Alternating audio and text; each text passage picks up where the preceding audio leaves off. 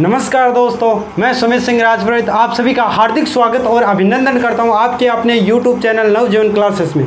ठीक है दोस्तों, आपको बताया हमारा जो टॉपिक चल रहा था राज्य पॉलिटी में हमारा जो टॉपिक चल रहा था राज्यपाल। ठीक है, गवर्नर में भाग 1 हमने कंप्लीट कर लिया।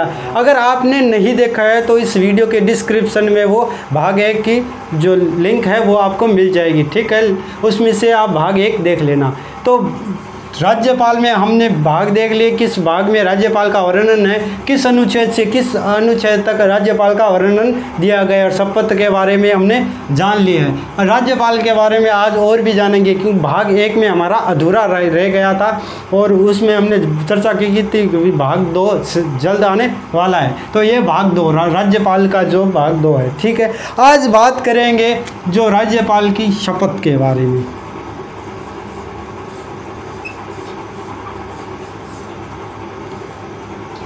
शपथ यानी जो राज्यपाल की शपथ है, साथ में जो भारतीय संविधान है उसमें शपथ का जो प्रावधान है, जो भारतीय संविधान में शपथ का जो प्रावधान है वो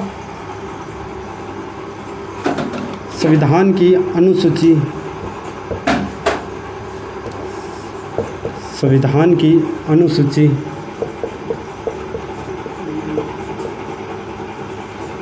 अनुसूची 3 भारतीय संविधान की अनुसूची 3 है, उसमें शपथ का जो प्रावधान दिया गया है। ठीक है दोस्तों, अनुसूची 3 में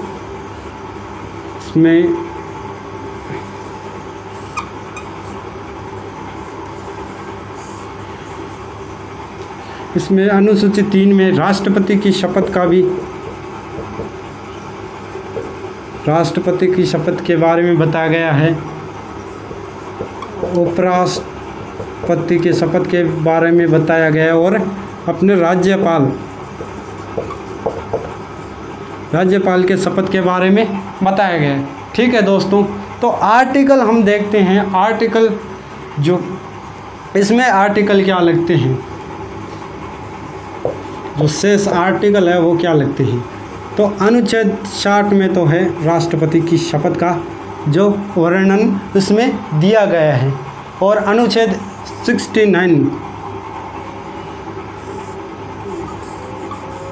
गुणंतर यानी 69 में उपराष्ट्रपति का शपथ का उल्लेख दिया गया है। 159 में राज्यपाल की शपथ का वर्णन दिया गया है। ठीक है दोस्तों, अनुच्छेद की बात करें तो भारतीय संविधान की जो अनुसूची 3 है, अनुसूची 3 है उसमें क्या बताता है, जो शपथ और थी जो शपथ का प्रावधान अनुसूची 3 में, भारतीय संविधान की अनुसूची 3 में जो शपथ का प्रावधान है। अनुच्छेद 60 में राष्ट्रपति को शपथ कौन दिलाता है भाई, जो सुप्रीम कोर्ट होता है अपना, सुप्रीम कोर्ट के सीजी यानी मुख्य जो न्यायाधीश होते हैं, सीजी होते हैं। जो राष्ट्रपति को शपथ कौन दिलाता है, जो सुप्रीम कोर्ट का मुख्य न्यायाधीश होता है, चीफ जस्टिस ऑफ इंडिया। ठीक है, सीजीआई वो दिलाता है। उपराष्ट्रपति को तो उपराष्ट्रपति को शपथ दिलाता है भाई राष्ट्रपति। ठीक है दोस्तों, राष्ट्रपति। ठीक है, और राज्यपाल को कौन दिलाता है, तो राज्यपाल को शपथ दिलाता है भाई हाई कोर्ट का सीजी। जो हाई कोर्ट का जो चीफ जस्टिस है वो शपथ दिलाता है किसको, राज्यपाल को। सुप्रीम कोर्ट के जो जज है वो किसको शपथ दिलाते हैं, राष्ट्रपति को। और हाई कोर्ट के जो मुख्य जज है वो किसको जो शपथ दिलाते हैं, राज्यपाल को। ठीक है दोस्तों, ये जो अनुसूची 3 में शपथ का प्रावधान है, जिसमें अनुच्छेद 60 में राष्ट्रपति की शपथ का वर्णन किया गया, अनुच्छेद 69 में उपराष्ट्रपति की शपथ का वर्णन किया और अनुच्छेद 159 में राज्यपाल का शपथ का वर्णन किया गया। ठीक है दोस्तों, अब बात करेंगे राज्यपाल के वेतन की। राज्यपाल का ये भाग 2 है क्योंकि एक राज्यपाल का भाग हमने कंप्लीट कर लिया है। तो वो अगर आप चैनल पर नए हो तो चैनल को सब्सक्राइब कर देना और लाइक कर देना, और चैनल पर नए हो तो भाग 1 जरूर देख लेना, तो आपको राज्यपाल समझ में आ जाएगा। ये राज्यपाल भाग 2 में है, ये राज्यपाल का भाग 2 है। राज्यपाल का वेतन भाई वेतन कितना होता है, वेतन की चर्चा करें तो 3 लाख 50,000, 3,50,000 रुपये, ठीक है। 3,50,000 रुपये किसके होते हैं? राज्यपाल के वेतन होते हैं प्रति माह, यानी 3.5 लाख रुपये बोल सकते हैं हम। कितने? 3.5 लाख। कई 2.5 सैकड़ा 1000 10,000 लाख, 3,50,000 रुपये, ठीक है दोस्तों। 3,50,000 रुपये ये किसके वेतन है? राज्यपाल के। कहाँ से दिया जाता है? राज्य के संचित निधि द्वारा, राज्य के संचित निधि द्वारा, ठीक है दोस्तों। जो ये राज्यपाल का वेतन है वो कहाँ से दिया जाता है? राज्य के संचित निधि द्वारा, ठीक है। वेतन की कटौती, वेतन की कटौती। अगर वेतन की कटौती का जो भी कोई भी शब्द आ जाए तो वेतन की कटौती कब होती है? जब देश में वित्तीय आपात लगता हो। वित्तीय आपात, आर्टिकल कितने? अनुच्छेद 360, अनुच्छेद 352, 356, 307 अंगुलियों पर करवाए हुए मेरे अंगुलियों पर। वित्तीय आपातकाल अनुच्छेद 360। जो वित्तीय आपात कब लगता है देश में? अभी तक एक भी बार नहीं लगा है। जब धन की ज़रूरत हो, भारत सरकार को धन की ज़रूरत हो, तब तो वित्तीय आपातकाल लगाया जा सकता है, लेकिन आज तक भारत में वित्तीय आपातकाल एक भी बार लागू नहीं हुआ है। अनुच्छेद 352 बाह्य सशस्त्र विद्रोह, जो बाह्य आक्रमण होता है तब अनुच्छेद 352 का उपयोग किया जाता है। और जब राज्यों में राज्यपाल, जो संवैधानिक, जो राज्य में राज्यपाल के कहने पर राष्ट्रपति शासन लगाया जाता है अनुच्छेद 356 के तहत, वो अनुच्छेद 356 है। और ये वित्तीय आपातकाल अनुच्छेद 360 में। लेकिन याद रखना दोस्तों, नोट बात याद रखना, NOTE नोट याद रखना, राष्ट्रपति, उपराष्ट्रपति और राज्यपाल,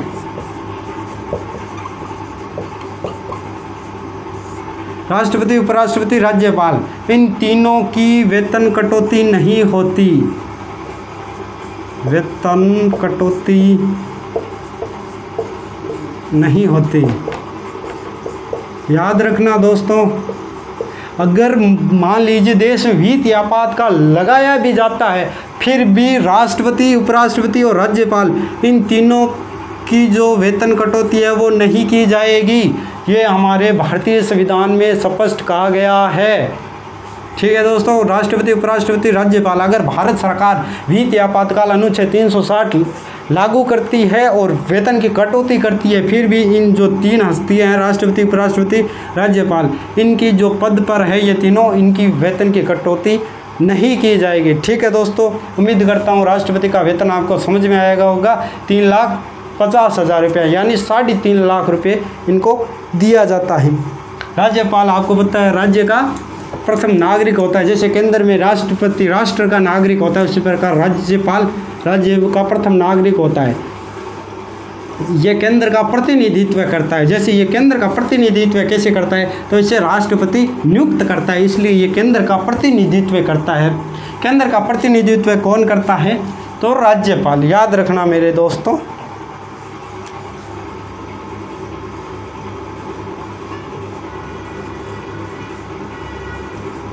अनुच्छेद 168, अनुच्छेद 168 दोस्तों आपको याद होगे। अनुच्छेद 79, अनुच्छेद 79 की मैं बात कर रहा हूँ। 79 जो संसद का गठन हमें बताता है, 79 अनुच्छेद 79, ठीक है।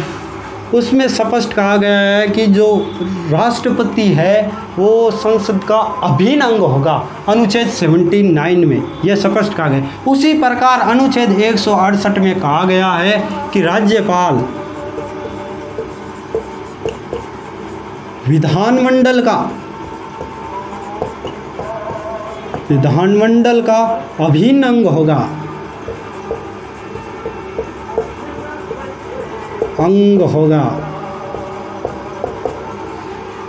जिस प्रकार अनुच्छेद 79 में जो संसद का अभिन्न अंग अंग राष्ट्रपति होता है, राष्ट्रपति होता है। उसी प्रकार राज्य में अनुच्छेद 168 में राज्य विधानमंडल का अभिन्न अंग होगा। जिस प्रकार इस मान लीजिए ये संसद है, जिसमें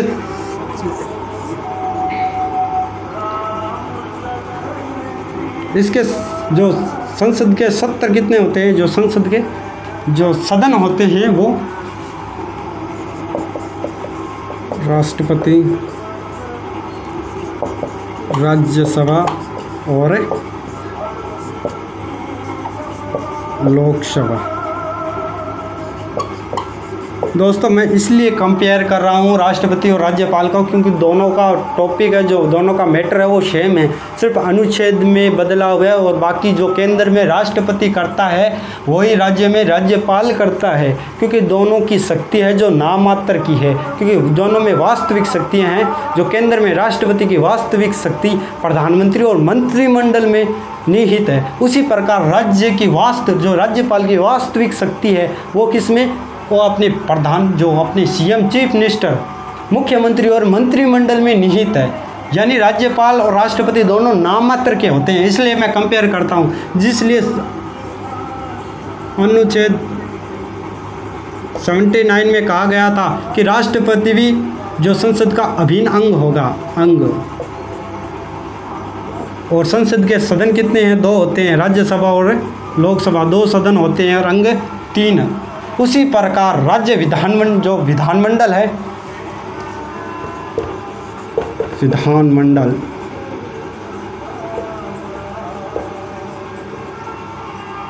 राज्य विधानमंडल में बात करें तो राज्यपाल,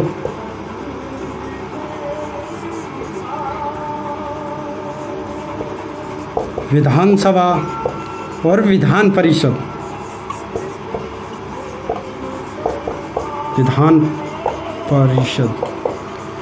देखिए दोस्तों, जिस प्रकार केंद्र में जो संसद का अभिन्न अंग राष्ट्रपति है, उसी प्रकार राज्य में राज्यपाल विधानमंडल का अभिन्न अंग है अनुच्छेद 168 के तहत।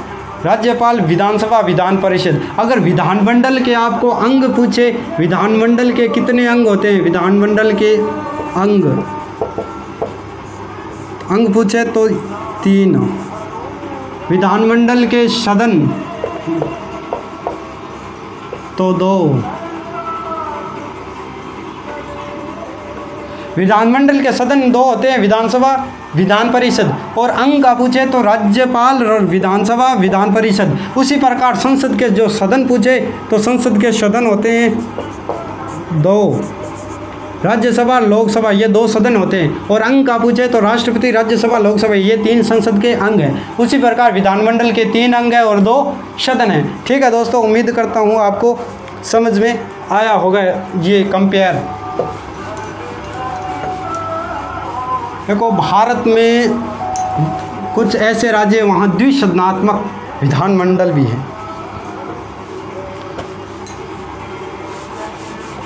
द्विसदनात्मक, यहाँ क्या था अपना विधानमंडल, विधानमंडल। ठीक है, विधानमंडल में कौन, विधानसभा और विधान परिषद। भारत के कुछ जैसे भारत में 28 राज्य है वर्तमान में, तो भारत में 6 ऐसे राज्य हैं वहाँ द्विसदनात्मक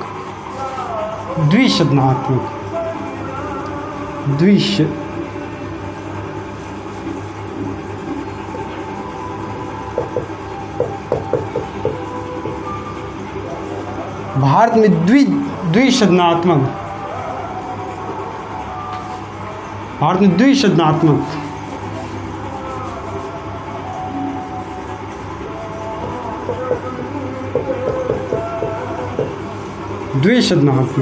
भारत में कुछ ऐसे राज्य हैं जो द्विसदनात्मक है। द्विसदनात्मक का मतलब क्या है, जिसमें विधानसभा भी है और विधान परिषद भी है, दोनों हैं। ऐसे कौन से राज्य हैं, तो एक मेरे पास ट्रिक है, KUM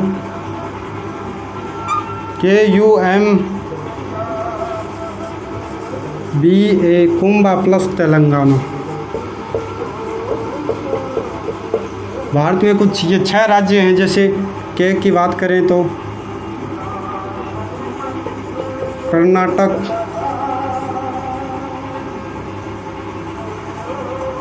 यूपी, उत्तर प्रदेश, महाराष्ट्र, बिहार, आंध्र प्रदेश,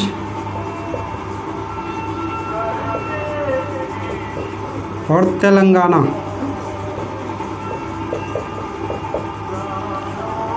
एक, दो, तीन, चार, पाँच, छः।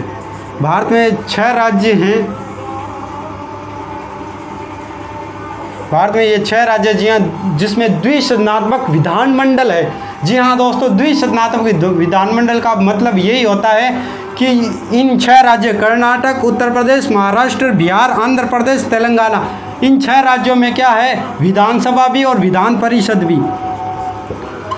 विधानसभा भी और विधान परिषद भी। विधान परिषद दोस्तों, इसमें विधानसभा और विधान परिषद भी है। वर्तमान राजस्थान की बात करें तो राजस्थान में केवल विधानसभा है। राजस्थान में बात करें तो राजस्थान में केवल विधानसभा है, विधान परिषद का उल्लेख राजस्थान में नहीं है। और वर्तमान में विधानसभा की जो सीटें हैं वो 200 हैं। राजस्थान में जो विधानसभा की सीटें हैं वो 200। वर्तमान में राजस्थान में केवल विधानसभा है, विधान परिषद नहीं है। भारत में ऐसे 6 राज्य हैं जो कर्नाटक, उत्तर प्रदेश, महाराष्ट्र, बिहार, आंध्र प्रदेश, तेलंगाना। इसमें द्विसदनात्मक विधानमंडल है, यानी विधानसभा भी है, विधान परिषद भी है। उम्मीद करता हूँ दोस्तों समझ में आया होगा।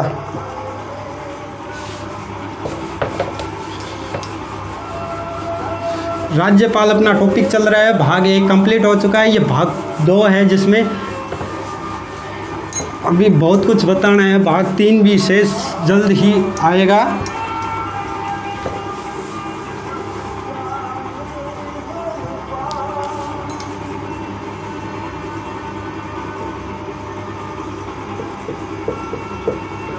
राज्यपाल भी चल रहा है, इसमें साथ में बता रहे हैं अनुच्छेद 163। मार्कर चेंज कर लेता हूँ। मंत्रिपरिषद, जो मंत्रिपरिषद का जो मुख्य होता, मंत्रिपरिषद का मुख्य कौन होगा, सीएम, चीफ मिनिस्टर। अनुच्छेद 163 में कहा गया है मंत्रिपरिषद का जो मुख्य होगा वो सीएम होगा, चीफ मिनिस्टर होगा। अनुच्छेद 164, अनुच्छेद 164 में क्या कहा गया है दोस्तों, अनुच्छेद 164 में कहा गया है जो सीएम की नियुक्ति बताई गई। अनुच्छेद 164 में सीएम की नियुक्ति, अनुच्छेद 164 में जो चीफ मिनिस्टर है सीएम की नियुक्ति का उल्लेख किया गया है। सीएम कौन होता है, सीएम कौन होता है,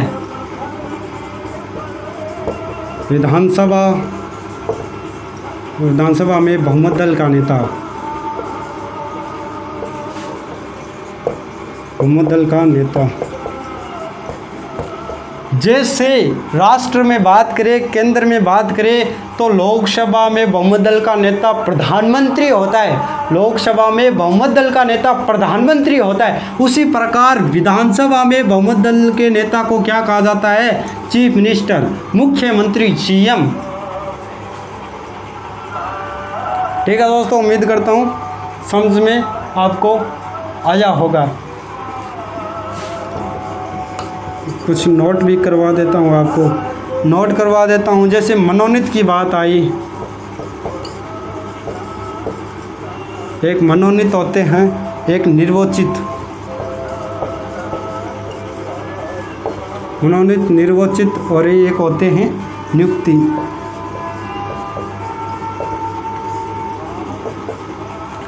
मनोनीत तो कौन करता है, मनोनीत की बात करें जैसे संसद में,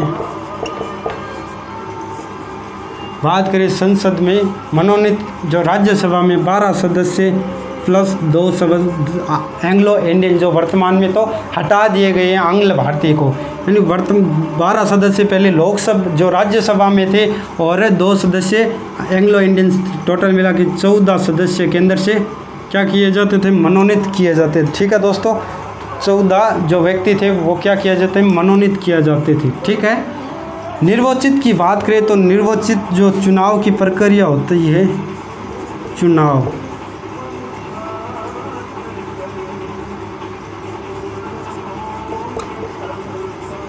जो निर्वाचित होके कौन आता है, जिसमें चुनाव जो प्रत्यक्ष या अप्रत्यक्ष रूप से चुनाव होते हैं, प्रत्यक्ष या अप्रत्यक्ष, प्रत्यक्ष या अप्रत्यक्ष से चुनाव होते हैं, वो जीत के आता है, वो निर्वाचित होता है। और नियुक्ति किस प्रकार की होती है, जैसे